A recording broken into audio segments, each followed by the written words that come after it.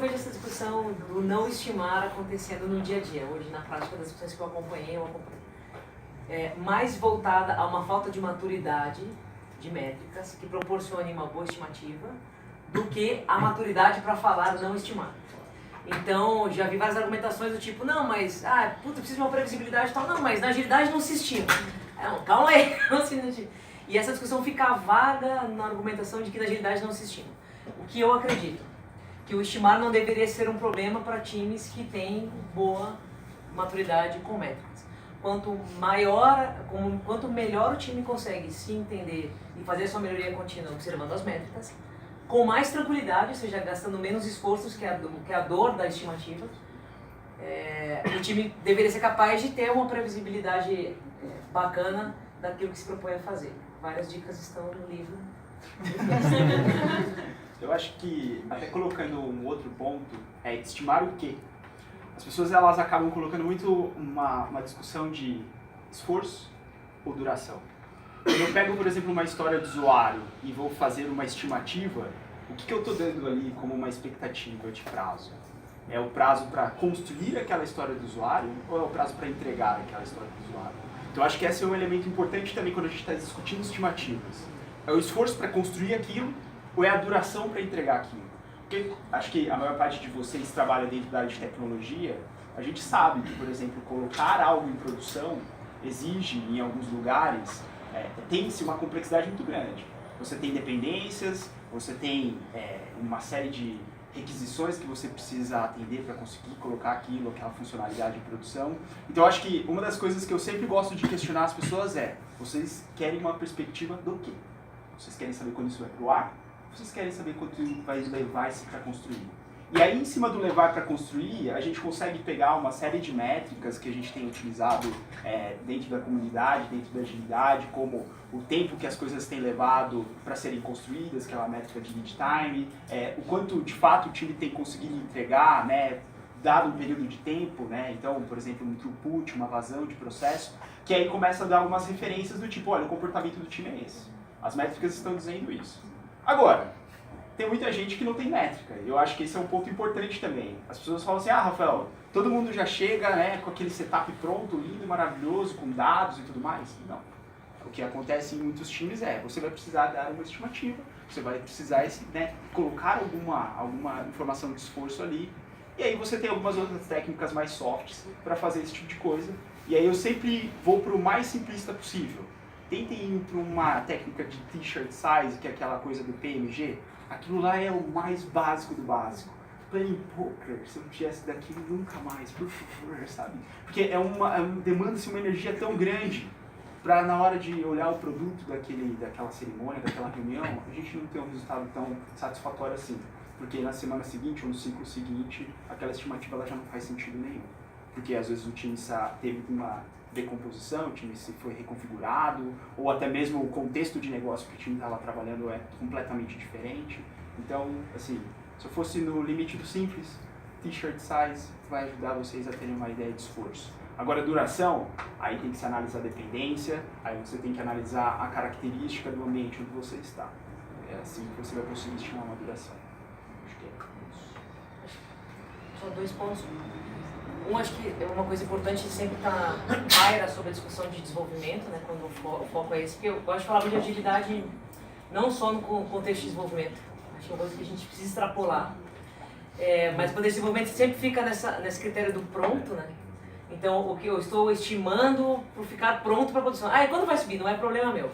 Isso depende do contexto, às vezes é consultoria, às vezes a pessoa de fato não consegue nem visualizar a cadeia de valor, mas acho que o primeiro ponto que eu acho que é importante a gente se preocupar é cadeia de valor. Então o código pronto por si só não serve de nada, até que ele esteja em algum lugar onde ele resolve o problema de alguém. Então quando eu vejo a discussão parar no entreguei no ambiente de QA, tá, e daí pra frente, sei lá, alguém pegou. Não! Sim, eu acho que as pessoas precisam, para que faça sentido aquilo tudo, entender qual problema a gente está resolvendo. Esse é um ponto. E o segundo, eu concordo contigo do Planning Poker, do esforço que ele gera, mas é uma coisa que eu gosto muito do Planning Poker que ele provê. Que não precisaria usar o Planning Poker para isso, mas eu acho que ele acaba sendo um mecanismo, principalmente para times que começam a rodar o Scrum, que é discussão das discrepâncias. Eu acho que é alta complexidade, eu acho que é baixa. Essa discussão, ela gasta energia, mas ela é rica. Principalmente quando o time está recém-formado, é desbalanceado, você provocar essa discussão para que as pessoas troquem conhecimento. Acho que ela é uma ferramenta que ela pode ser usada em algumas circunstâncias. Eu não descarto ela 100%. Eu acho que... Opa, desculpa. Essa questão do estimar ou não estimar, eu acho que eu estou bastante alinhado com essa questão da maturidade que você comentou anteriormente, porque principalmente nos momentos mais embrionários de formação de time, ainda tem momentos de conhecimento, de entendimento, de entender os limites, né, viáveis daquele trabalho naquele momento. E muitas vezes até esse time ter uma proximidade, um relacionamento que gere realmente insumos efetivos com métricas, né, mais realistas do que uma estimativa, se gera um apego àquela estimativa que acaba gerando muito estresse, né? Então, principalmente em sprints, por exemplo, você tem aquela... então eu tenho inicialmente, sei lá, sprint 1, 2, eu tenho X pontos e aquilo vira meio que uma regra, algo que precisa acontecer e às vezes as pessoas não se atentam que ainda é um processo de maturidade, que muitas vezes é passível de falha, porque são de fato estimativas, né? Para você realmente conseguir uma métrica mais coerente e de acordo com a realidade daquele grupo trabalhando para aquele objetivo. Assim, só falando com relação a... Quer se apresentar pra gente? Eu sou o Edson Lima, eu falo um pouco no grupo. Posso pedir para as pessoas falarem onde estão, só para a gente ter uma ideia das empresas que a gente está... Tá, estou na Sascar, estou como Agile Coach e Scrum Master de São Paulo, né, que aí em Curitiba tem uma outra pessoa com esse papel. Eu tenho passado, a empresa ela tem passado por uma transformação bem radical, né, e eu tenho colocado que, sobre esse ponto de até onde que a gente vai começar a medir, né, que a gente não está ainda realmente em condições de medir. Mas até onde? Eu tenho colocado até hoje discutindo com o PMO que eu não, ele tem essa mentalidade de mas sei lá, produção, homologação, que olha, eu concordo que esse é o objetivo final, mas se a gente dá esse objetivo agora, a gente vai deixar as pessoas frustradas, porque o time ele não tem controle nem sobre a homologação. Então eu acho que é interessante a gente começar até onde a gente realmente tem controle, o limite, e na hora que a gente passa o bastão, a gente para. É lógico que tem que controlar sim, mas não no nível do time. Ele continua controlando um outro Kanban, um Kanban histórico, mas a gente tem que ir aos poucos mostrando os gargalos e também tem que estar incentivando o nosso time.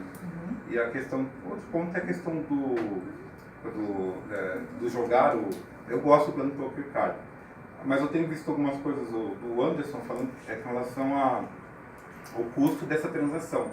Do Anderson do Kanban, que assim, aparentemente é uma coisa que tem um esforço grande, você gasta bastante esforço e grana com essa questão de jogar o plano poker, e realmente ele vai, na próxima vez ele vai ter que ser jogado de novo, né? É uma coisa para se avaliar, mas eu particularmente gosto, acho que cria uma dinâmica interessante, mas tem um custo. E aí, o que vocês acham disso? Eu concordo plenamente, assim, eu acho que a questão da discussão, eu acho que qualquer cerimônia, rito, o que for, eu gosto de chamar de reunião, tá? Essa coisa de, vamos fazer uma retrospectiva, uma reunião de melhoria contínua. Vamos fazer uma reunião de pleno, vamos fazer uma reunião para planejar um ciclo e tal. Eu gosto de desmistificar um pouco essa coisa de cerimônia, que parece uma coisa tão tribal, né? Não, que é o tribo e não sei o quê. Então, tem ritos também agora. Os ritos, exatamente, os ritos. Então, assim, pensando, por exemplo, dentro de qualquer tipo de reunião, qual é o propósito delas? Poxa, se eu estou planejando, por exemplo, um ciclo, e pensando que eu estou numa etapa de formação de equipe, onde as pessoas de fato elas não se conhecem, aí eu acho que também entra um pouco a importância de você ter um facilitador dentro desse processo, né? Uma facilitadora ou um facilitador. Porque aí essa pessoa ela vai conseguir estimular, ela vai conseguir entender o ambiente e vai conseguir propor a melhor dinâmica para aquele contexto. E não meramente chegar ao seguinte, não, eu li lá no Scrum Guide que existe o Sprint Planning parte 1. O que se faz? Aí você joga no Google, se faz Planning Poker. Aí você assume aquilo como uma verdade. Então eu acho que questionar também quais são os propósitos por trás disso, e aí só trazendo um elemento com relação às estimativas que eu acho que ele é bem importante, é a pergunta, estimar para quê? Às vezes, dentro de um contexto de empresas, isso eu tenho observado bastante dentro das consultorias que eu tenho feito, as pessoas terem uma certa desconfiança com relação ao time de desenvolvimento. Sabe aquela coisa do tipo assim, os caras eles nunca me entregam e por isso eu estou exigindo uma estimativa. Então, esse é o motivo por trás da estimativa. Um outro exemplo poxa, nós temos, por exemplo, eu acabei trabalhando com uma empresa que está construindo um produto digital bem interessante e eles tinham uma campanha de marketing sendo veiculada na televisão para isso. Existia um prazo, então nós estávamos estimando para atender aquele prazo. Vejam, esses dois exemplos, o porquê da estimativa estava muito claro. Então essa eu acho que é uma questão muito importante também. Porque se o problema for confiança, por exemplo, dos diretores, for confiança do alto nível de gestão, aí entram outros trabalhos também para serem desenvolvidos para conseguir trazer essa transparência. Posso fazer uma pergunta? Por que eu vou estimar se eu tenho um prazo? Essa é uma boa pergunta. Pra saber o que cabe. Para saber o que cabe. Acho que essa foi a Você tem que grande entregar discussão. tudo. Aí, Isso é bastante. quem quer tudo não tem nada. Quem quer tudo não tem nada. Acho que ela está falando um ponto importante que é a relação de confiança, porque quanto mais forte for essa relação de confiança, mais fácil melhorar esse diálogo do que cabe e do que não cabe. Porque quando ela está estabelecida, eu falo assim, cara, isso não dá, isso dá. E a pessoa, geralmente pelo histórico, né, a gestão ali, a liderança, sabe que se o time está falando que dá é porque dá, tende a ser uma conversa mais racional. Agora, se essa relação de confiança não existe, aí o finge que vai cumprir a minha ordem, que eu finge que estou confortável e está todo mundo fingindo até o primeiro da xerife. Né? Assim, aí primeiro pratique cai, mas todo mundo sabia que aquela frase não era factível, que o time não ia entregar. É o jogo do me engana que eu gosto. Então isso é muito ruim e acho que a origem ali é essa desconfiança que é gerada. Então, como você falou, acho muito bem colocado, quando a gente percebe isso no ambiente, faz parte do trabalho não só tratar a estimativa, mas entender esse ecossistema que está ali para melhorar o ciclo como um todo, né? Não ficar só trabalhando a estimativa de um ambiente que não é essa a questão. Uma pergunta aqui. Essa questão que ela está falando da maturidade que a Mariana colocou. Eu sou da SX, mas eu trabalho na Alelo, em Alphaville. Então, assim, uma dificuldade que eu tive com alguns times é essa questão de maturidade, porque eles questionam muito isso. Mas por que eu vou estimar? O que eu estou estimando? Aí eu acho que entra muito a questão que ele falou, o papel do facilitador, do Scrum Master. Você está estimando a complexidade, aí você dá aquela linha base mínima, na sprint passada você tem que lembrar pro cara, você trabalhou essa história e essa história.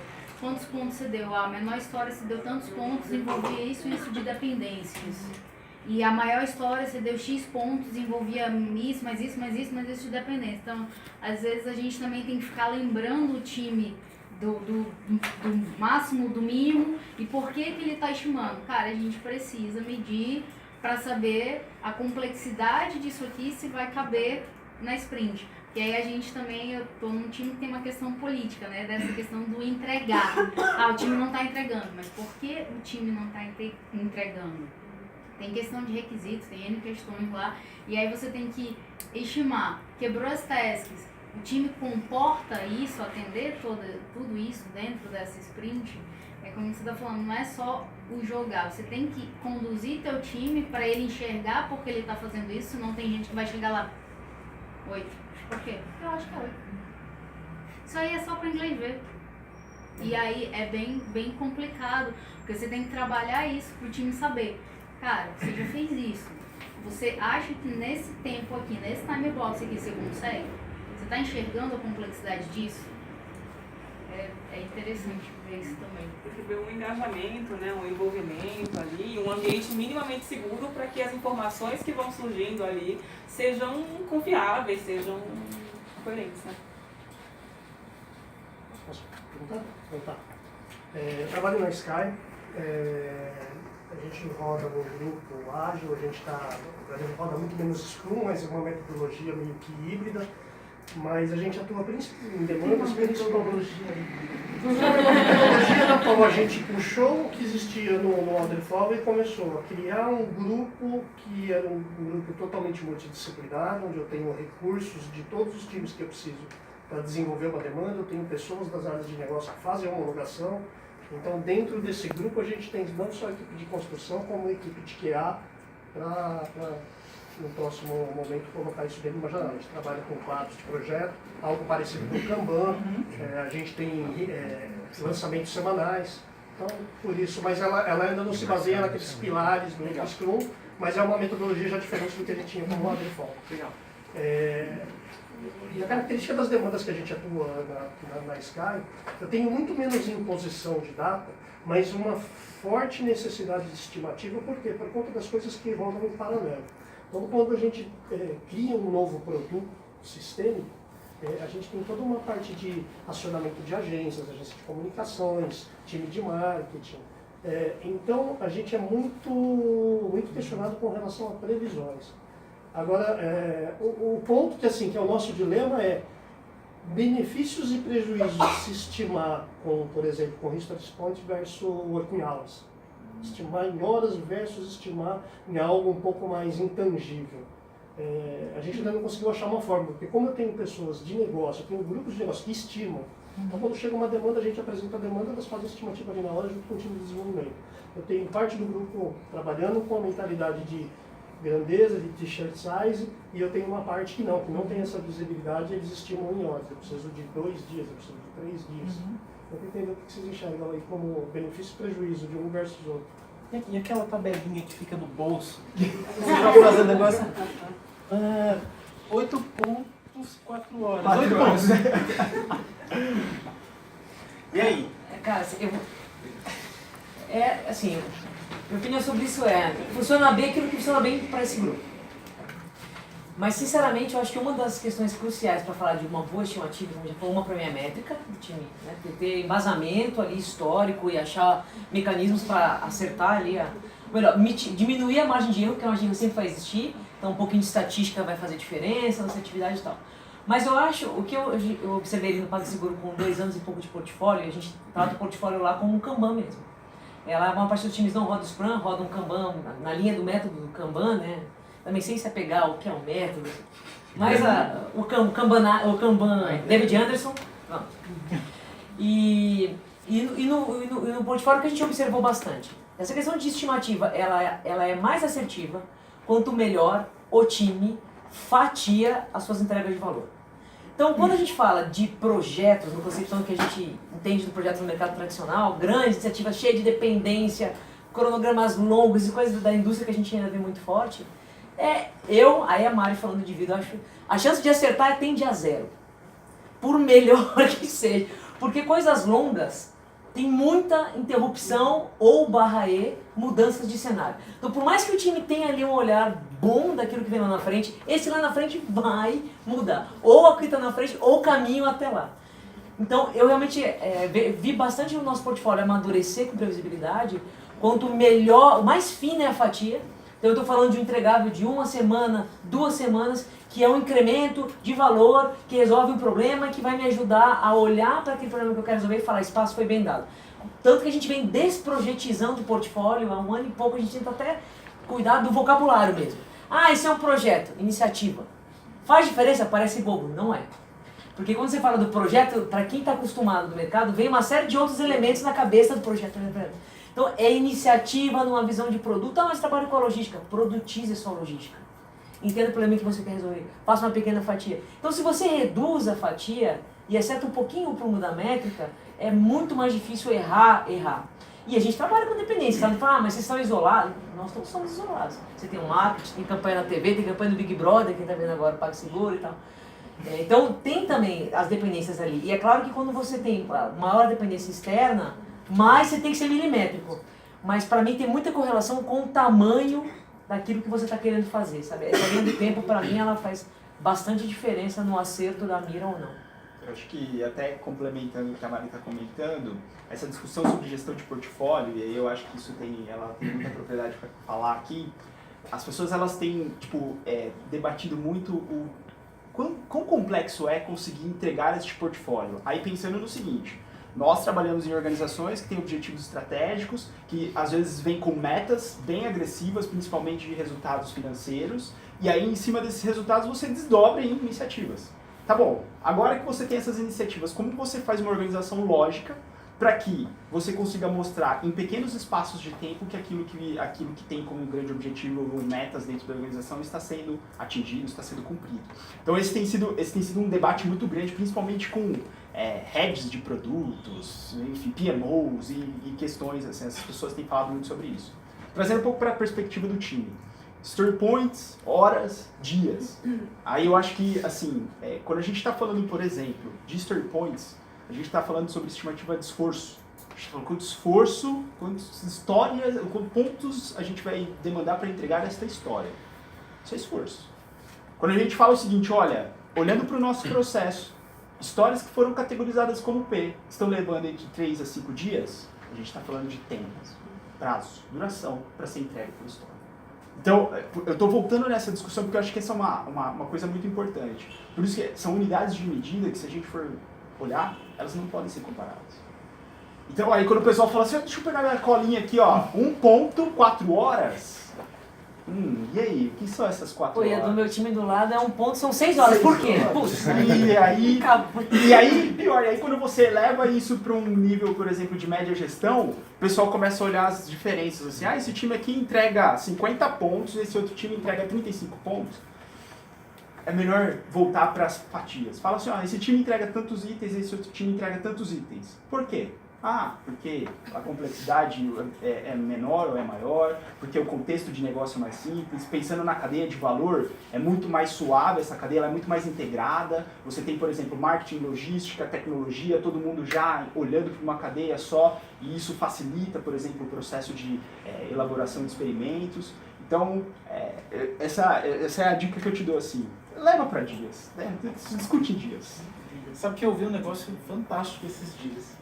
As nossas histórias, elas têm no máximo 13 pontos. Tá. E se for mais, o que você faz? Quebra a técnica. E aí, o que cada história entrega de valor? 13 pontos, entreguei 13 Mas é aquele negócio da métrica moda comportamento, né? Dependendo da restrição que você dá pro time, a regra do jogo, né? Começa a aparecer essas coisas aí. Léo? Bom, eu sou o Léo, trabalho aqui na Lambda. Trabalha com o que aqui na Lambda? Eu trago doce. Quer trabalhar pra agricultura? Eu ofereço drogas e doces. Eu sou agile coach recente aqui na Lambda e está sendo uma grande aventura justamente que onde você pode começar a fazer essas aplicações de coisas novas e testar algumas situações. E um deles foi um filho que o Marcelo me deixou aqui, um cliente um pouco complicado daquele tipo, porque você fala, olha, nós vamos entregar isso aqui, nessa sprint ele fala, eu quero um cronograma. Bonito, sua metodologia maravilhosa. A Nath é perfeita, o Scrum lindo, nossa, puta. Burning down, burn up, não sei o que, mas eu quero um cronograma. Não importa quanto tempo você demore, eu quero um cronograma amanhã. Então a gente passou muito tempo esse cliente para tentar quebrar um pouco os paradigmas, tomando muita pancada para tentar explicar para ele que não é muito bem assim que funciona e também que você trabalhar com agilidade não é um oba-oba, na casa da uva. Então a gente tentou levar o rito, cerimônia ou qualquer coisa que a gente quiser chamar do planejamento junto com eles e fazer planning pouco com eles. Porque eles falam assim, a gente não entendeu como funciona esse negócio. Então a gente começou a tentar mostrar para eles o porquê a gente faz joguinho de cartinha, jogar pouco lá com eles. Porque não é para dar prazo. Para tentar falar assim, ó, a gente tenta atender expectativas. Então a gente, para atender essa expectativa, a gente vai se comprometer com isso aqui. E começou a ajudar um pouco. Então eu queria saber se tem algumas situações assim que, de pegar esse tipo de cliente que fala que é um cronograma. Não importa o que você faça, eu quero um cronograma. Como tentar quebrar essas barreiras sem você ver pessoas cabisbaixas, chateadas, porque isso vai minando o ânimo do time. Posso dar uma perspectiva de consultoria, porque eu acho que essa é importante. Olhando, acho que sempre esse é um ponto importante que eu deixo para as pessoas que trabalham nas equipes onde eu estou, que é, o cliente ele tem uma série de culturas, uma série de relações formais e informais, uma série de crenças que fazem parte da realidade dele. E não adianta nós, como empresa de consultoria, chegarmos lá e falar o seguinte, ó, aqui funciona desse jeito, empurra. Isso vai contra qualquer tipo de filosofia adaptativa, qualquer tipo de filosofia onde você primeiro enxerga o problema, entende a causa raiz, e em cima dessa causa raiz atua. Então, assim, essa é uma primeira dica que eu sempre dou para as equipes. Falar, galera, cliente novo, contexto novo, realidade nova. Cliente passado, esquece, foi, acabou, vamos agora entender essa realidade. Aí voltando para o caso onde existem muitos conflitos. Eu acho que uma das coisas que pelo menos nós lá na TTEC temos tentado fazer é colocarmos níveis de discussão. Então, um exemplo de nível de discussão. Existe uma ponta dentro do cliente que vai exercer o chapéu de PO, e eu de alguma forma sou o agilista do lado da consultoria. Eu tento criar uma relação com aquele PO. Se eu começo a perceber que a relação ela não está dando muito certo, o que vai acontecer? Eu escalo isso para um outro nível. Não vou ser eu que vou, por exemplo, tentar levar toda uma discussão sobre o porquê que o PO quer um cronograma e tarará. Eu coloco isso para um gestor, uma gestora que vai fazer um papo com o diretor daquele PO. Isso diminui um pouco do ruído com relação a, poxa, que assuntos o agilista trata com o PO, que assuntos o gestor ou a gestora trata com o PO. Então essa é uma das formas que a gente tem tentado fazer para resolver esse tipo de conflito. Além de tratar isso com a equipe de, olha galera, vamos desconstruir isso. Aí falando um pouquinho mais casos práticos, onde, por exemplo, teve uma PO que ela tinha uma certa restrição com relação a não gostar, por exemplo, de historificação. Para ela não fazia sentido. O que fazia sentido era caso de uso. Aí a gente foi entender o porquê que fazia sentido caso de uso. Ela falou, não, porque assim as coisas ficam mais claras, assim, não sei o que, assim, não sei o que lá, assim, não sei o que lá. A grande discussão que nós trouxemos foi, olha, não tem problema, a gente vai começar a implementar esses itens de trabalho como se fossem casos de uso. Só que nos dê a oportunidade de mostrar que existe uma outra forma de você, por exemplo, especificar um item de trabalho para dentro do processo do time. E esse foi um processo, que aí ele é um processo longo, ele não é uma coisa de 1 a 2 semanas. Eu acho que isso, confiança, conquistar a confiança de qualquer pessoa é algo que exige tempo, ele vai demandando tempo. Então essa foi um exemplo bem recente que a gente teve com relação a caso de uso. E como a gente está tentando diminuir um pouco desses atritos com relação à cultura quando a gente está tratando de realidade consultoria e empresa cliente. É isso. Eu concordo com essa questão de gerar, de criar a confiança, né? E muito também parte do que a gente estava conversando um pouquinho antes, que era aquela questão do que você está estimando, né? Então, essa questão do exemplo do cronograma, ele traz essa questão cultural e também dá uma segurança para aquela pessoa. Mesmo que a gente entenda que eventualmente aquilo ali não vai, aquela estimativa pode não atender aquele cronograma, ainda assim se tem aquela, não, mas pelo menos eu tenho uma segurança, tenho alguma informação que vai me possibilitar ter alguma ação em cima disso, né? E essa estimativa, o trabalho em torno desse resultado gerado por isso, o que vai acontecer a partir desse momento é o que essa relação de confiança estabeleceu. Então, entendendo que não vai rolar, não vai acontecer, a gente consegue rever algum escopo, replanejar algum trabalho, enfim. Então, é muito isso. Essa questão dos níveis de discussão, a gente tem tentado executar aqui na Lambda, porque a gente tem percebido que muitos atritos acontecem desnecessariamente. Então você fica lá, você como agilista, como Scrum Master, como coach, qualquer, enfim, outro papel que exerça, você brigando muito diretamente com a pessoa que está do outro lado, como PO, como referência de insumo de trabalho, né? Principalmente, que está mais próximo do time. Isso gera um desgaste que vai se prolongar por tempos que a gente não consegue prever. E assim, e criando uma relação completamente danosa que vai ruindo todo o processo que a gente tenta construir com esse time, com esse cliente, etc. Isso só um pouco prolixo, mas enfim, na prática. Eu só queria tentar dar mais uma contribuição, né, para esse tipo de dor. Um caminho que a gente tenta fazer no PagSeguro, que é a minha área, a Natália trabalha comigo aqui também. A nossa área é uma área muito de estímulo para que as outras pessoas contribuam para um processo. Então a gente trabalha com a mentalidade ágil em todos os âmbitos da organização, e a governança de portfólio é algo que a gente faz um meio, dá direcionamento, mas a gente precisa das informações que os times tragam para a gente conseguir fazer o trabalho. Então a gente precisa que os outros nos ajudem com o trabalho, senão esse trabalho não sai. E uma dica que eu acho que eu posso contribuir aqui com o que a gente experimentou bastante no PagSeguro e foi onde a gente achou os melhores caminhos. foi em toda interação, toda comunicação difícil, onde você encontra uma barreira ou alguém que não quer fazer aquilo que você está propondo, você dá um passo para trás e tentar enxergar que dores aquela pessoa tem. Porque todo mundo tem dor naquilo que faz. Ninguém vive num papel, num trabalho que tudo funciona lindo. Você fala, cara, tudo na sua empresa, tudo. Não tem essa pessoa. Então, naquele contexto de trabalho, o que ela acha que poderia ser melhor, quais são as dores que ela tem, e conversando essas coisas, elas vão sendo trazidas à tona. E aí, como alguém que estava tentando propor um processo de trabalho, o exercício que a gente fazia é, beleza, o time tem essa dor, a gestão intermediária tem essa dor, os diretores têm essa dor. A gente tem que propor um processo de governança de portfólio, baita nome chato, mas a gente não queria chamar de PMO. Como é que a gente vai mostrar para essas pessoas que o que a gente está propondo tem valor?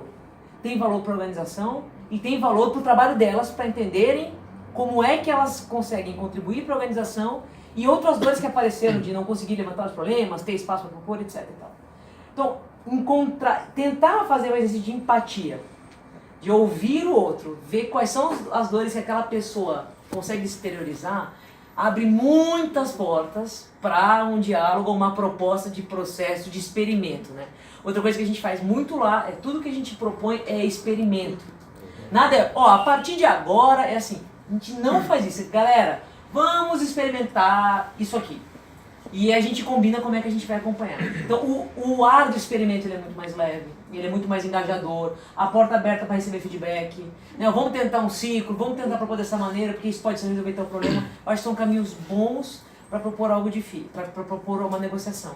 E só para fechar, não entender muito, a Mari Graf, que também está trabalhando com a gente lá, fez uma talk recentemente de conversas difíceis, e ela falou uma frase que me marcou muito. Ela falou assim, a gente sabe quando uma conversa acaba bem, ela é bem sucedida, quando nenhuma das partes sai com a sensação de ganhei.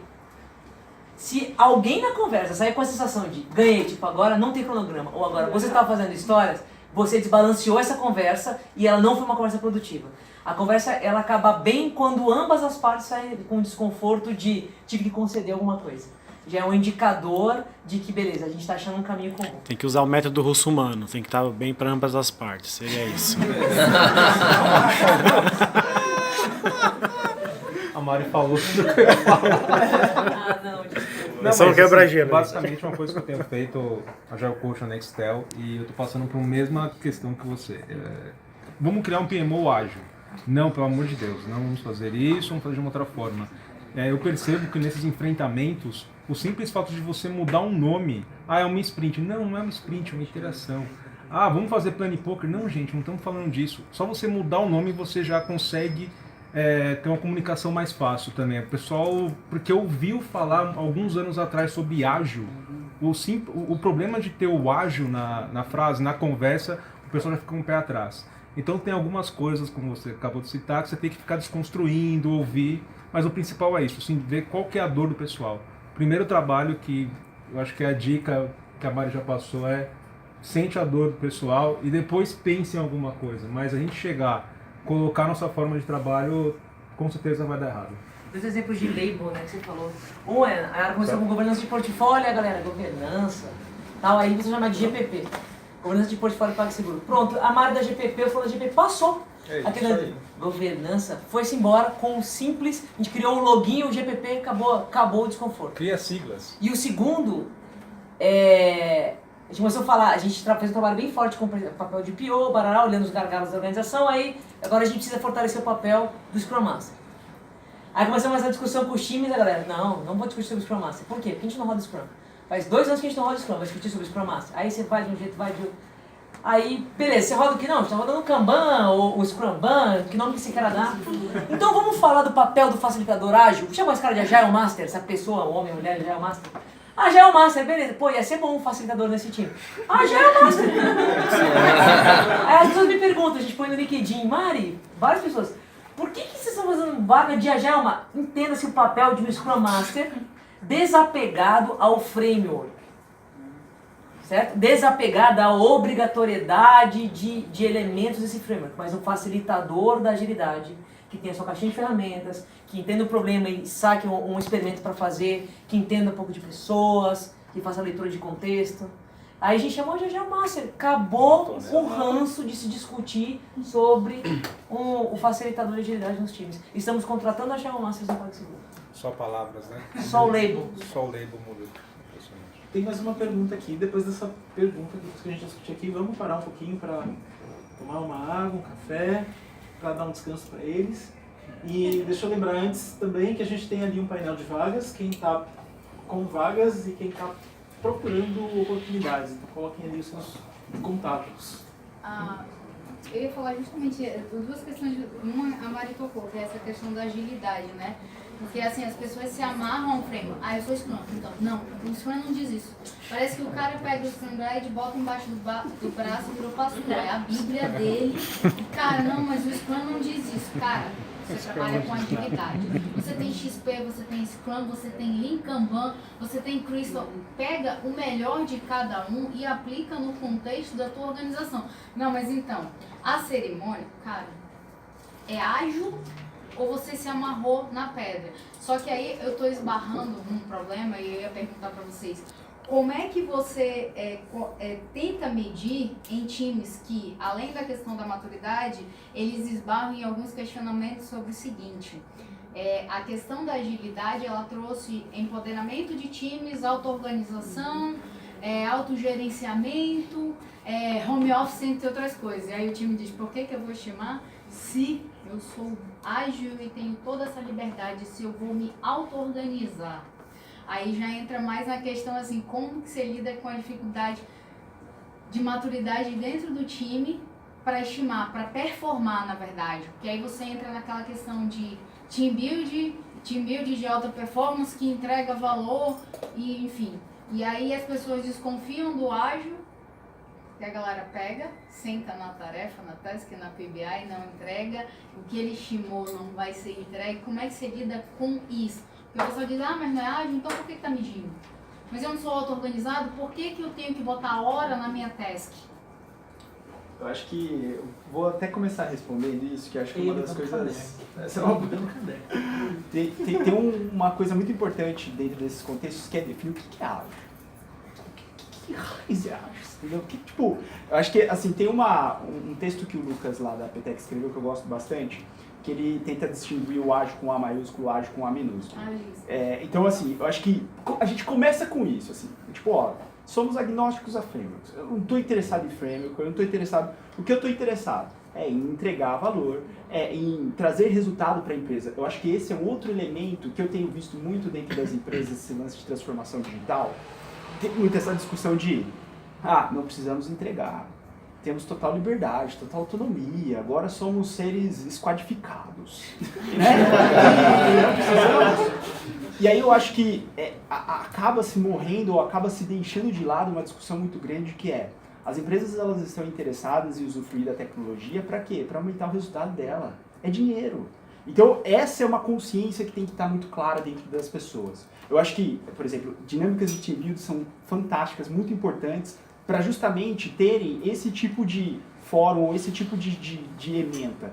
Poxa, o que é ágil para nós? O que é ágil para a corporação? O que significa, por exemplo, entregar para nós? O que significa, de fato, dizer que estamos dentro de um contexto autônomo? O que significa entendermos como a Mari trouxe um bom ponto aqui, ler a organização, o ecossistema onde nós estamos e saber o que trazer desse tal do ágil para dentro da nossa realidade. Porque assim nós vamos criar aquilo que eu gosto de falar, que é agilidade para o negócio. É fazer com que as coisas sejam entregues da forma mais rápida, com experimentos, gerando resultado para o negócio. Independente se é tecnologia, independente se é marketing, independente se é RH, independente de qual for a área. Então eu acho que esse é um ponto importante. Eu gosto sempre de dizer, precisamos discutir isso. Se, por exemplo, um CTO, ou um CEO, ou um CIO, ele não conseguiu passar essa visão para dentro da equipe, o que significa agilidade, existe um problema ali. E aí eu acho que começa... Porque querendo ou não, nós somos dependentes da liderança. Se a liderança ela não está comprada em cima disso, ela não tem clareza com relação a isso, o que vai... Isso só é um efeito cascata. E aí começam aqueles comportamentos do home office, né? Eu acho que ninguém nunca viu home office. Home office. Home office não, é home office. Home office. Cadê? A pessoa ela não dá nenhum tipo de feedback com relação... Por quê? Ela não está acostumada a trabalhar de forma remota. Ela não sabe que ela tem que dar visibilidade do que ela está fazendo.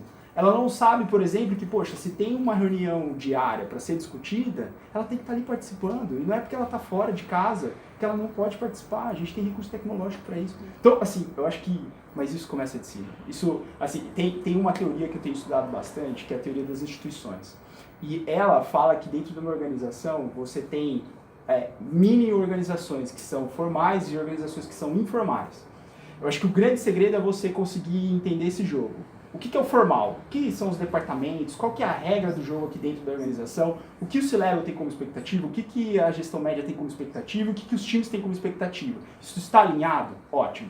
Só que aí você tem o jogo do informal, que aí geralmente é aquela coisa de quem tem mais poder político, quem tem mais... Então, você precisa também saber, e aí entra o último complemento. Eu acho que, assim, o pessoal criticava muito o PMBOK, né? O PMI, PMI. O que eu tô vendo de movimento essa galera da agilidade tem trazido tanto framework que tá ficando mais pesado pensar em projeto. Isso que eu tô falando só de gestão de projeto. Do que, por exemplo, o que a gente tem feito hoje aqui em determinadas metodologias. Então, só concluindo, assim, eu acho que a minha resposta precisamos estudar mais sobre ciências sociais, precisamos estudar mais sobre instituições, administração, organização. O método vai ser A, B, C, isso pouco importa. Acho que essa é a minha mensagem. É interessante essa questão de relação entre autonomia, auto-organização e ainda com os compromissos que você precisa, né, assumir e dar vazão, porque aqui na Holanda a gente tem um agravante que é a questão da democracia organizacional. Então isso fica potencializado, né? Então você tem constatações individuais de que você é um ser livre, independente, você pode fazer o que você bem entender da sua vida, sem problema nenhum. E ainda os desafios de fazer com que esses vários seres individuais que têm essa constatação se unam e consigam trabalhar para um cliente que vive uma realidade completamente diferente. Então essa questão do alinhamento é uma coisa que é muito interessante nos começos de formação de time, em alterações, enfim, buscar esse alinhamento sobre quem é o nosso cliente, o que ele espera, o que a empresa espera desse time, o que o time espera dele, entre ele. Então, acordos de trabalho funcionam bem para isso. Então, a gente vamos estimar, não vamos estimar, como vamos estimar, deixar isso tudo, por que vamos estimar, qual a finalidade. Então, nós estamos confortáveis com essa realidade que a gente precisa vivenciar nesse momento, ou não estamos confortáveis, o que a gente consegue fazer, precisamos fazer concessões em alguns momentos para estabelecer essa relação de confiança, criar uma relação de transparência e aí propor melhorias em cima disso. Então, eu acho que realmente ter um alinhamento, conhecimento do seu contexto, entender que muitas vezes alguém vai ter que ceder, né, para que tudo funcione da maneira como a gente espera, e sim, buscando sempre entregar o valor que a gente se propõe, entendendo que a gente tem conhecimento dele, aí já fica, as coisas tendem a fluir de uma maneira mais tranquila. Mas é deixar realmente tudo que a gente precisa, que envolve esse contexto, claro para todo mundo confortável com isso, e aí entendendo a curto ou médio prazo as mudanças que a gente pode fazer. Mas acho que... E muitas vezes chamar na chincha, chamar para a realidade. Olha, você está de home office, mas é o seguinte, temos as nossas reuniões, temos os nossos compromissos, que nós assumimos coletivamente no momento anterior. Então todo mundo está ciente disso, já facilita um pouco esse caminho. A gente tem por onde puxar isso, porque inevitavelmente em algum momento isso vai acontecer. Acho que isso vale para qualquer situação, assim... Porque tem empresas que declaram isso, você falou, uma democracia institucional, beleza. Tem outras que tem uma cultura que é formada por pessoas, né, de hierarquia pesada e tal, e outras que estão ali no meio do caminho, que eu achei o caso do PagSeguro. O PagSeguro é uma empresa que veio com esse DNA de internet e tal, mas já tem quase 1000 pessoas, então tem uma hierarquia definida e a gente tenta dar liberdade para as pessoas, né, a empresa fomenta isso, mas existem restrições. Agora, o que eu acho curioso, e foi uma provocação que até fiz uma palestra ano passado com o CFC da K21, é quando os times se impostam, ou alguém, as pessoas, se impostam para falar na agilidade, a gente é autônomo, auto-organizado, de 3 pontinhos, né? Mas aí na primeira oportunidade que tem do home office de um par ou de um colega do time, vai pro café e fala, pô, nosso gestor faz nada, né? Não tá vendo, o fulaninho desapareceu, tá em casa dormindo e tal. E a hora de voltar fala, mas peraí, cadê a auto-organização, a responsabilidade, o acordo coletivo? Pô, é o gestor que tem que vir lá e perceber que o cara não está trabalhando. Cadê o acordo do grupo? Cadê a pressão de pares, no bom sentido? Cadê ele falar, não, a gente tem um compromisso, então a gente tem que perseguir esse compromisso. Eu vejo muita oscilação ali também. Né? Quando a gente fala um pouquinho com as pessoas sobre qual é o papel delas na formação de um time auto-organizado, independente, colaborativo e responsável, vai até um ponto. É muito fácil encontrar, não, isso aí eu não faço porque eu não sei se pode fazer. Pô, você já perguntou? Você já fomentou essa discussão? Ah, não sei o que eu tô fazendo aqui, então vai lá e fala, pô, qual que é a missão desse time? A gente tá trabalhando aqui pra quê? Qual é o contexto do meu trabalho? Também não levanta a mão pra puxar, né? Então acho que as coisas têm que andar juntas, né? As pessoas precisam também se colocar como elementos de um grupo colaborativo, autônomo, independente e responsável por aquilo que faz. Porque quando você tem uma hierarquia pesada, a pessoa também, ela tá totalmente restrita, mas isso tem muletas, né? Porque a pessoa faz aquilo que mandaram pra ela fazer e o resto eu não posso fazer. É cômodo, né? Você gera um cenário ali de... A liberdade, ela traz responsabilidade, né? E eu acho que, fechando também esse comentário, uma ferramenta que tem sido muito útil é essa questão dos acordos ou as políticas explícitas, aí trazendo um pouquinho para o Kanban. Isso é uma das coisas, um dos exercícios que a gente tem tentado fazer em todas as equipes, eu tenho tentado fazer isso em todas as equipes, que é, vamos definir a nossa política.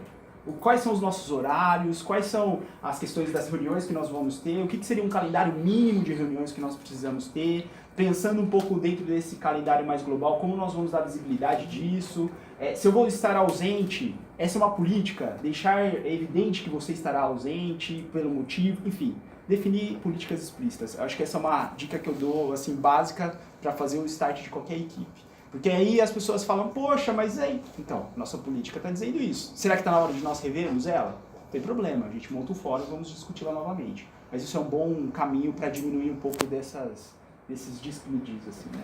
E é interessante quando isso é feito de maneira coletiva, colaborativa, que acho que qualquer desvio ali daquele acordo já gera, mas eu estava ali junto, eu aceitei, eu topei aquilo ali, então, né, não posso avacalhar tanto assim a situação. Ou nesses momentos onde você percebe que realmente é um desvio, é o momento de sinalizar o momento de, olha, vamos rever isso aqui porque já não faz mais sentido para esse momento que a gente está vivendo. Então estabelecer os acordos e revisá-los continuamente, porque esse time vai amadurecendo, coisas vão mudando e fazer com que isso permaneça válido, né, que faça sentido.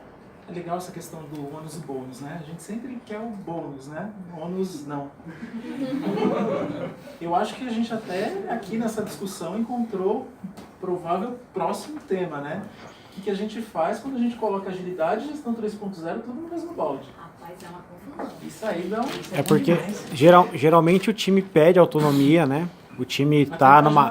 Ele tá então, era exatamente, era isso que eu ia chegar. O time quer aquela autonomia. O time ele reclama que ele está sufocado, né, que ele não tem espaço. Então é aquela reclamação que todo mundo já conhece de A a Z. Aí você fala, então tá bom, tô a sua autonomia. Agora vamos mudar a dinâmica. O cara já olha pro lado e fala, cadê a especificação funcional? Como que eu dou o primeiro passo? Cadê o gerente que não tá vendo o colega de trabalho não trabalhando? Então assim, é complicado. Então o time quer autonomia, mas não sabe lidar com essa autonomia. Né? Aí se o Scrum Master, o Agilista, o Agile Master, seja qual for pressionar, aí ele volta a ser ágil. Ah, mas você é GP ou você é Scrum Master? Então, a que ponto o time também ganha uma certa malandragem no bom sentido de buscar um waterfall quando faz sentido ou não, né? Porque eu já políticas que o Albino falou, com a política definida, legal. Porque assim, até puxando um pouco da métrica, você começa a perceber que o time não está performando. Não é uma percepção ali, vamos dizer assim, qualitativa, é quantitativa. Você está percebendo que o time está deixando de performar. Está tendo as métricas, você está percebendo. Até que ponto você pode usar essa métrica como o Agile Master e chegar e botar uma pressão no time? Aí o time dá aquela trucada, mas eu sei o que eu tenho que fazer, porque lá no guide, ela falou, lá no guide fala que você cuida do processo e eu cuido de desenvolver o produto. E aí? Como sair dessa sinuca de bico? Posso fazer uma pergunta pra você? Você não devia estar com o corpo? Tá com celular. Celular? Eu me empolgo. Tem que segurar. Bônus, né? Bônus e bônus. Eu até farei uma pergunta antes, porque assim, geralmente a gente vê as pessoas reclamando, ou o time reclamando que tá fazendo algo que não deveria fazer, ou que não tem liberdade para priorizar. Isso é uma discussão que sempre... Não, o PO não tem autonomia. O PO tem autonomia, não consegue priorizar aquilo que é valor, e não tem alguém que faz intervenção. Tá, aí chega pro time, beleza. Então vocês estão sentindo que o trabalho de vocês está excessivamente direcionado, o time não está tendo autonomia, que a agilidade, seja lá o quê, né? Mas esperado, legal. Então, vocês estão tirando essa conclusão baseada em quê? Em quê? Ah, que fulano mandou fazer tal coisa e já achava que tinha que fazer essa coisa aqui. Tá, vocês acham que vocês estão fazendo essa coisa aqui baseado em quê? E aí você começa a fazer pergunta, e geralmente é achismo contra achismo. É o achismo de quem fez a intervenção no backlog, do gestor, ou seja, quem for, mas é um achismo do time que está dizendo que aquilo não tem valor. Então, enquanto o time não se preocupar em garantir que ele mede, então, mede mais uma métrica de negócio nesse meu exemplo, né? Qual é o impacto, de fato, daquilo que ele está fazendo no negócio, no processo, ele falar que aquilo não tem valor também é achismo. Então, a gente faz muitas provocações lá. Não é, mas será que não é? Então, onde você está tirando que isso é mais valoroso do que isso? Estamos todos no universo da hipótese. Então, ou a gente aterriza, e nesse caso, valeria até engolir o top-down, né? Você não vai comprar briga sem fatos e dados, e ver se esse negócio aqui realmente não agregou valor. A gente faz isso muito pelo fórum, agora nem tanto, mas o fórum de portfólio do Parque Seguro tinha muito essa crise. Eu quero fazer isso aqui. Cara, então faz, fatia fina, mede, volta pro fórum e fala, diretores, ó, hipótese invalidada.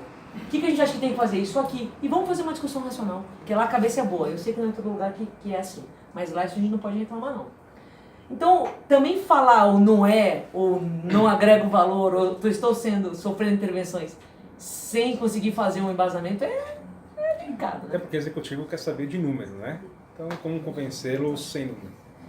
E nessa hora a experiência conta, tudo conta, né? Pô, o Red tá falando que é pra lá, o time acha que não, tudo bem. Mas sem fatos e dados de ambas as partes, a experiência do cara, vamos lá, quem tem que valer alguma coisa. Não tô falando do cargo, tô falando da experiência, da visão de negócio, da visão de mercado. E aí, gente, o que a gente mede? O que eu tenho que medir no meu projeto?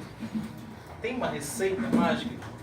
Assim, de um conjunto mínimo de métricas que eu preciso ter no meu projeto?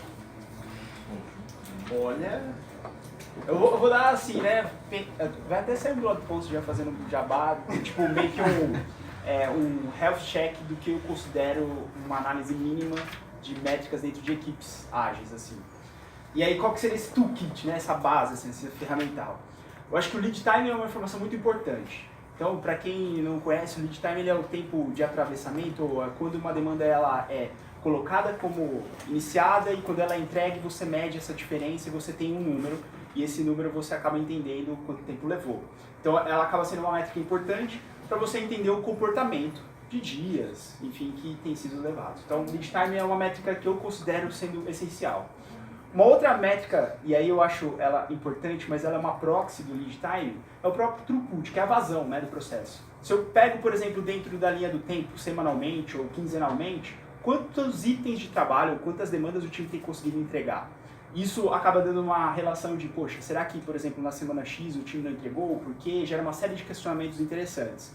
E geralmente esses questionamentos acabam gerando ações, que eu acho que isso que é o importante. Você está medindo para gerar ações, você não está medindo para descer o chicote na equipe. Essa é uma coisa importante.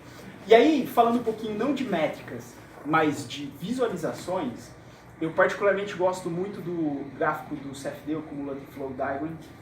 Ele dá uma ideia dentro do processo, dentro das etapas do meu processo, daquela minha cadeia de valor, o que tem sido gerado de gargalo. Pensando ainda mais quando eu tenho, por exemplo, demandas que envolvem ideação, etapas de ideação, e etapas de construção, e etapas, por exemplo, de colocar aquela hipótese no ar, eu acho que visualizar os gargalos através do CFD acaba sendo uma ferramenta muito útil para discussões dentro de reuniões com diretores e gestores.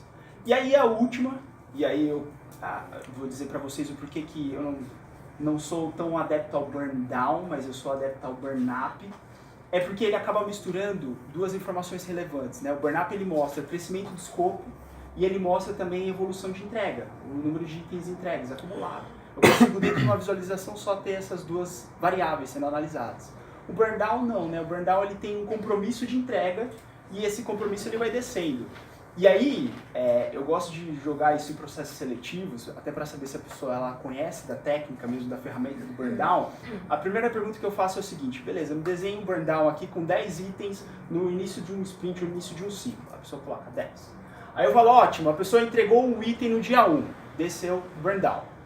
Aí no dia 2, entrou um item de trabalho e o time entregou um item. Como fica o burn down? Aí a galera... né? Ele simplesmente não se move. Então, eu acho que esse é um elemento importante também, porque ele esconde esse tipo de informação burnout. E o burnout ele já dá isso de graça. Você consegue ter a visualização da entrega e do que você tem de compromisso de entrega numa visualização só.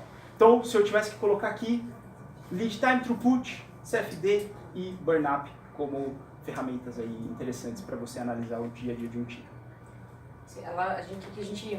A gente olha no portfólio, e agora a gente está fazendo um trabalho lá de comunidade de Agile Masters e tal, estimulando e dando ferramental também, apoio para os Agile Masters tenham isso de maneira mais equalizada lá nos times, no qual eles fazem parte. Eu não vou chamar de time de desenvolvimento porque o time é mais do que o desenvolvimento, né? Mas no time que fazem parte a gente tem entre 80 e 90 times já lá, é um volume, né?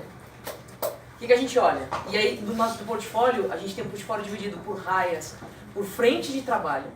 E uma frente de trabalho, ela pode ter N times. Então, eu tenho divisões por frente de negócios, por produtos, verticais de produtos. Eu tenho frentes de áreas funcionais que tem times de desenvolvimento trabalhando naquela frente. Então, eu tenho raia de atendimento, raia da logística, raia do financeiro e raia das categorias de produtos que a gente tem no PagSeguro. Então, são as frentes. A gente olha lead time, throughput, como foi falado aqui. A gente também olha o CFD para entender gargalo e a gente apura um índice de eficiência. Porque no Kanban de portfólio que a gente instituiu lá, a gente tem estágio de ideação, tem estágios de wait, ou seja, fila de espera de priorização ou estacionamento, a gente criou um parking lot para despriorizações, e a gente tem os estágios de action. Então a gente gera um índice de eficiência para provocar a cadência daquela raia. Quando você tem um alto nível de espera e a sua eficiência cai, quer dizer que você não tem cadência, alguma coisa está acontecendo errada ali. Então a gente também exterioriza isso, falando de métricas de processo. Agora, falando de iniciativas, já vou falar de projetos, nos Canvas o que a gente pede para que os times, os POs gerem de informação? Eu tenho uma iniciativa, uma proposta de alguma coisa a ser feita. A primeira pergunta é, o que ela se propõe em termos de avaliação financeira? Você quer aumentar a receita? Você quer proteger a receita? Você quer evitar custo? O que você quer com isso? Ah, é uma iniciativa que, mais fácil, quero ganhar receita. Beleza, então, qual é a receita que você espera ganhar? Qual é a estimativa de custo para a primeira fatia?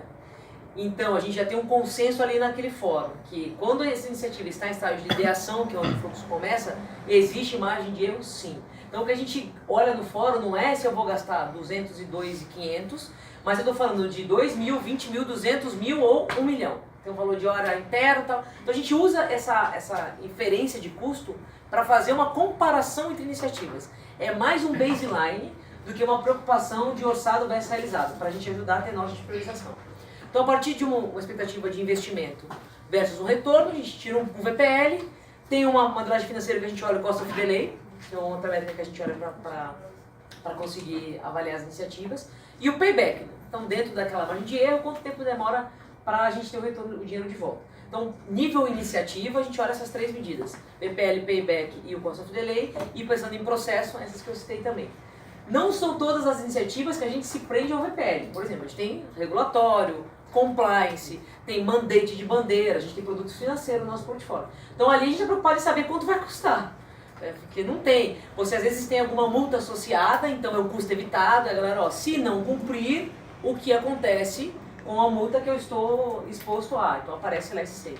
Então é um trabalho do PO com o time, que a gente provoca o PO como intermediador, mas se ele não faz essa reflexão, é bom ele fazer não para governança, mas para explicar para o time que aquele negócio está priorizado. É por que estamos priorizando um mandate de PTO? Porque se eu não cumprir, essas são as penalidades que a gente está exposto. Então, por iniciativa, a gente olha essas três avaliações financeiras, né? E mais do que olhar o número simplesmente, a gente olha um pouco as premissas desse número. Pois, falou que vai receber tanto de receita. Baseado em quê? Ah, a gente fez uma rampa aqui, a gente acha, às vezes a gente tem mais embasamento histórico, às vezes não tem, produto novo não tem. A primeira vez que a gente lançou um voucher no terminal, cara, era 0 de histórico. Até porque você lançar um voucher de alimentação no terminal, não quer dizer que você ganha parque, porque você precisa de N vouchers. Depois a gente botou, tá? Sodexo, VR, mais, ticket, mais, aí a gente falou de ganho de parque. Você botar só ticket, tem cócegas, porque as pessoas continuam precisando dos outros vouchers. Então você falar da receita de uma bandeira, nesse exemplo, é um negócio delicado. Então a gente avalia, beleza, se na projeção a gente tem esse ganho previsto, o que acontece com o fluxo de caixa? E aí pondera-se pela estratégia. Por isso que o trabalho da gente como governança tem sido muito forte no ano passado, e a gente esse ano vem pilotando formas de fazer isso, de como deixar clara a estratégia. Se a estratégia é clara, o peso de uma avaliação financeira, ou qual é o critério que você usa para priorizar, ele cai. Porque se isso faz sentido mediante uma estratégia, é bom você ter essa informação, ela é um driver relevante, mas se a estratégia faz sentido, tá feito o trabalho. Né? É diferente de você olhar funis de priorização simplesmente olhando o número. E aí o número não bate, porque ninguém está falando da estratégia, que é uma informação sigilosa ou presa na alta hierarquia, e a galera olha, mas por que estão fazendo 99 da lista e não um que estava ali naquele ranking?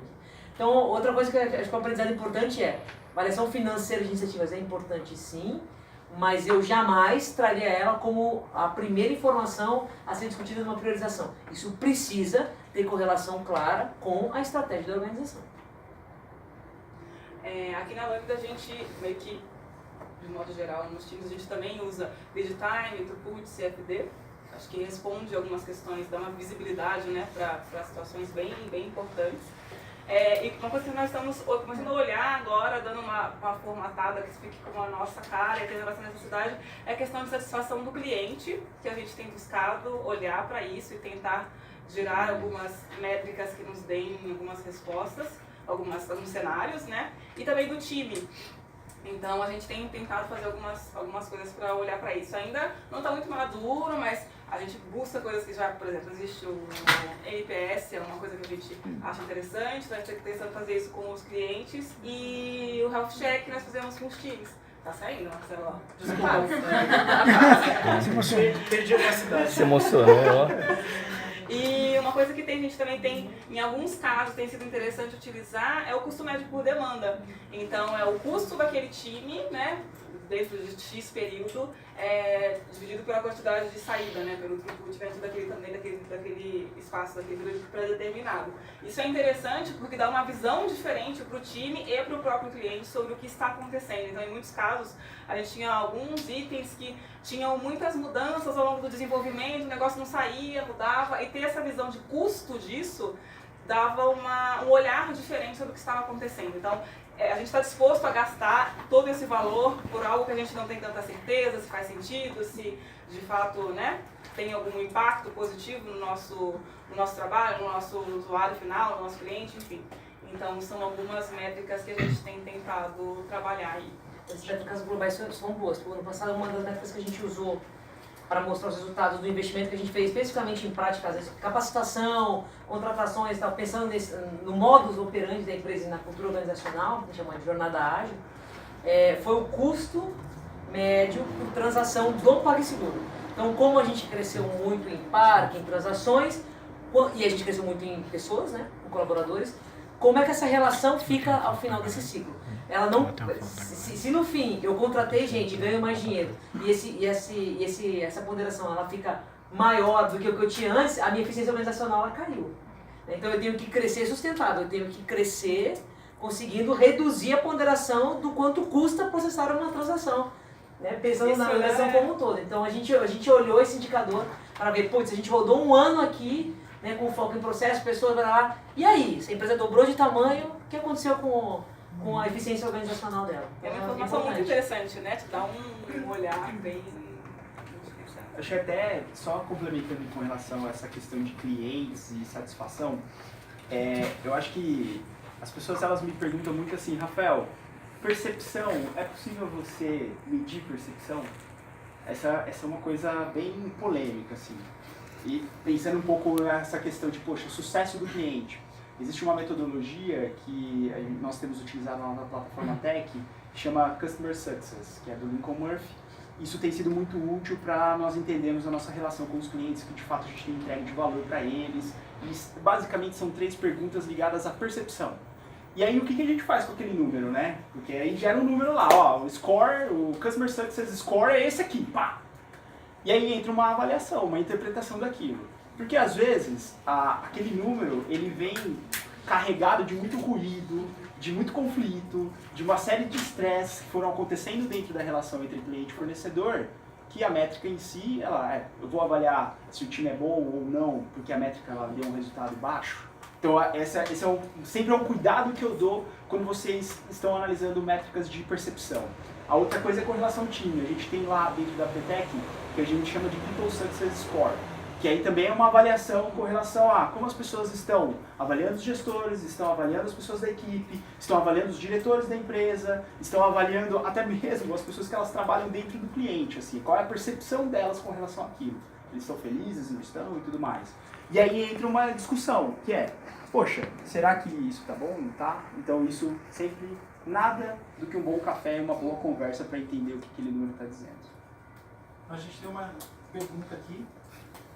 Já passou? Vocês acabaram abordando o assunto que eu queria perguntar, que era relacionado à experiência do usuário. Na verdade, a gente tava quase fugindo um pouco, né? Por isso que você foi pra aí, né, Marcelo? Pra garantir que tava tudo bem. O cara vai roubar essa política, não é só...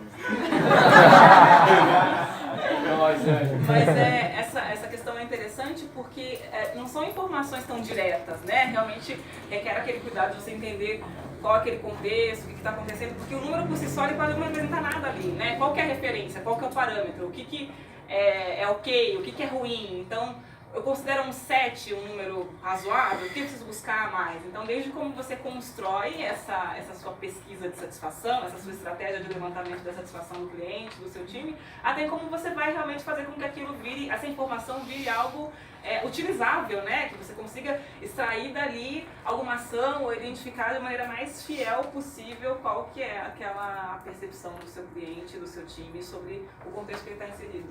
Agora, se eu reforçar o cuidado com o que faz com o número. A gente teve um case de uma empresa que faz desenvolvimento para cliente, foi apurar um NPS e tal, e começou a usar esse NPS como fator de interferência na remuneração do time. Resultado dessa história, o time parou de questionar, porque a percepção do cliente, puta, eu não vou questionar, porque ele vai me avaliar mal e meu bolso vai doer no fim do ano. Então tem que ter muito cuidado com o que faz com esse tipo de informação, porque se o estímulo for ruim, o efeito colateral pode ser 10 vezes pior no comportamento da equipe por conta de uma avaliação de satisfação do cliente. E a questão do alinhamento entra muito nisso, né? Então, assim, o que estamos avaliando, por que estamos avaliando, o que vamos fazer com isso? Então, acho que isso ficando alinhado já é um caminho para funcionar de uma maneira mais saudável. Espaço para mais 2 perguntas? Tem uma ali e tem uma aqui. Vamos priorizar aqui que vocês não fizeram perguntas, beleza? Sua? Tá. Eu sou o Antônio, sou agilista na Strat e queria entender um pouco mais sobre, falando de métricas como throughput e lead time, como a gente comentou, é bem importante que o time consiga criar essa maturidade para fazer a quebra de lotes, né, de uma forma coerente. Só que para utilizar esse tipo de informação ao nível de programa ou de portfólio, na experiência de vocês, essa matemática dá certo de pegar a informação de um time, de outro, para conseguir consolidar para uma iniciativa de programa, ou até mesmo como fazer essa quebra, né, de lotes dentro de um backlog de programa, dentro do backlog de épicos. Isso é uma boa discussão. Acho que assim, falando breves, bem breve, assim, falando um pouco com relação a nível de programa, e eu acho que isso é uma discussão interessante que a gente pode depois continuar. O que importa para o programa saber? Se, por exemplo, uma iniciativa ela está tendo algum tipo de evolução. Como que eu consigo relacionar se aquela iniciativa está tendo evolução com aquilo que o time está produzindo? Então esse é um desafio. Se você conseguir fazer essa relação, ótimo. E aí entra uma discussão também. Porque você pode olhar só pelo viés de entrega, quantidade de entregas, porque a gente estava falando aqui eram métricas de processo. O time está entregando em cima daquela iniciativa que está plugada lá no programa? Tá, então isso significa que está tendo evolução? Isso pode ser questionável. Por quê? Se, por exemplo, aquilo não está gerando nenhum tipo de resultado financeiro para a empresa, entrega por entrega. Então, essa é uma informação importante. Um desafio importante quando você está fazendo esse tipo de conexão. Outro desafio importante, eu acho que começar uma iniciativa, por exemplo, de começar a instalar métricas dentro das equipes, ela serve muito mais para dar visibilidade das coisas. Então, assim, poxa, como está o throughput das equipes? Ele está saudável, não está saudável? Esse é o primeiro passo. Poxa, o lead time está dentro de um padrão que nós entendemos que ele precisa ser melhorado ou não? A partir do momento que você conseguiu evoluir esses conceitos de processo, o time se tornou dono do processo, aí você começa a tentar fazer essas relações com o negócio. Eu acho que não sejam assuntos totalmente separados. Às vezes a iniciativa você tem que fazer em paralelo, não tem jeito. Mas eu sempre gosto de começar o seguinte, olha, vamos primeiro arrumar a casa do time? Vamos garantir que as coisas estão funcionando aqui, antes de começar a levar as informações e tentar conectar com o negócio de um jeito que às vezes a gente nem está maduro o suficiente para isso? Vamos entender como o negócio entende o que o time está fazendo e a partir disso criar um linguajar? Então, assim, acho que a única dica que eu te dou é não caia na tentação de atrelar entregas com evolução de programas e evolução de portfólio. Quantidade de entregas. Isso, quantidade de entrega. Isso, assim, isso é um erro clássico e que dá muito problema. É só essa dica que eu dou. O que a gente faz lá, a gente inventou um outro papel lá, chamado Agile Program Manager. Pode parecer uma aberração, mas ele funciona no nosso ecossistema. Quer dizer o seguinte, se um programa, ele é formado de uma série de iniciativas, né? No negócio tradicional de projetos para iniciativas. Então, para que eu consiga construir um programa e eu tenho dependências dentro da minha organização, como a gente organiza isso no portfólio? Entender quais são os elementos do ecossistema que são impactados por aquela necessidade. Então, para eu resolver um problema de um segmento X de cliente, eu preciso que a logística faça isso, que o atendimento faça aquilo, que este produto tenha essa evolução, que este outro produto tenha essa outra evolução. Então, a gente hoje, no estágio que a gente está de portfólio, a gente entende que essas demandas estão conectadas a um objetivo e a gente tem linkado isso agora com o OKR, que foi a forma que a gente está tentando dar visibilidade a isso tudo. Então eu tenho um objetivo organizacional que me gerou um programa, que eu tenho essas iniciativas. Mas essas iniciativas, elas vão concorrer com outras coisas que estão no backlog desses times. Então lá no fórum a gente discute essa priorização, pensando sempre em entrega de valor. Então eu não estou olhando task ou lote de time, mas entregáveis, que quanto menores, mais fácil a discussão, porque o encaixe é outro. E a gente tem criado esses elementos mais recentemente, de um ano para cá, de figuras na organização chamadas de Agile Program Manager, que acompanham como está o andamento dessas iniciativas. Então nós no portfólio olhamos o todo, agora a gente quer fazer o fórum também o elemento de OKR, mas se tem alguém na organização que está ali interagindo com os POs, com os times, essa pessoa não é PO, porque ela não tem time, mas ela tem que entender como uma empresa que se diz ágil funciona, e ela interage com os POs para saber como é que estão as coisas, antecipar risco, avaliar dependência. Debate. Vai pro grupo. Bom, eu vou ser o Estraga Prazer, né? A conversa tá muito boa, mas acabou o nosso tempo. O box tá perfeito. Mas a conversa não precisa acabar aqui. A gente tem um grupo no Telegram. Continuem conversando, continuem trocando ideia, trocando experiências sobre esse e sobre outros temas também. Isso foi ágil ou não? Menino! Oi, a gente lembrar aqui, ó, painel das vagas, pessoas interessadas em vagas também e aqueles que estão procurando. Se Só conectar agora. quiserem, podem continuar, porque a gente vai divulgar todas essas vagas e oportunidades lá no nosso grupo, tá? Ó, eu não pus meu contato aí, mas você põe a vaga no meu contato, maravilhoso, né? Mas depois do PagSeguro, Mariana Zaparoli Martins no LinkedIn, entra lá, a gente troca ideia e dá maiores informações. Pessoal, muito obrigado pela presença de vocês, obrigado pela participação de vocês. É isso aí, gente. Boa noite. Valeu.